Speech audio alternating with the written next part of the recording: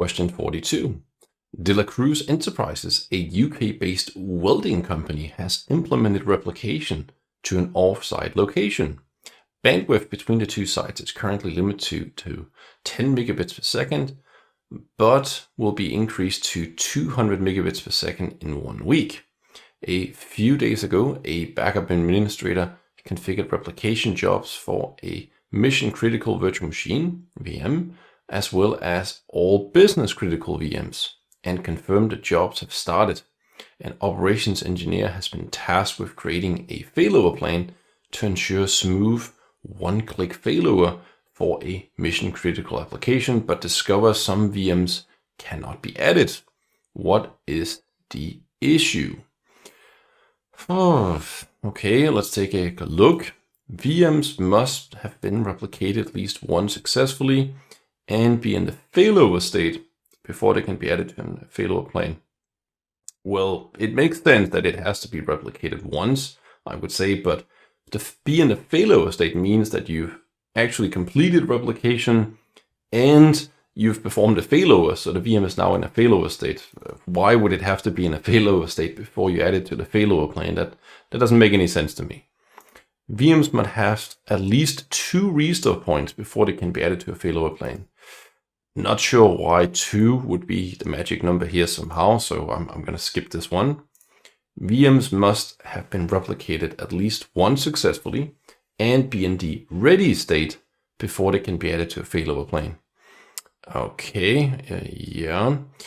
Then we have VMs must have been replicated at least once successfully and be in the normal state before they can be added to a failover plan. So notice here we're getting into some wordplay here. So there's a failover state, a ready state, and a normal state. Otherwise, they seem pretty similar. Only legacy VM replicas can be added to a failover plan. So legacy is actually some older replication jobs for Hyper-V. We shouldn't be using that, and it's definitely not a requirement for the failover plan. So the real question is, when you set up a replication job, it's finished, which state is it in? I'm going to say from memory, I believe it's the ready state, but why don't we go and take a look? Veeam user guide, application V. Click, and let's see here, replication, replicate failover. So I know we technically did talk about, so I was hoping we could see here, select VMs. It doesn't show. Okay, so let's just find failover plan instead.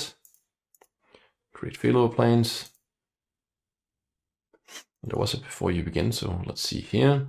VMs that you plan to include in failover plan must be successfully replicated at least once. Okay, so here we can now say that 2 restore points is definitely wrong.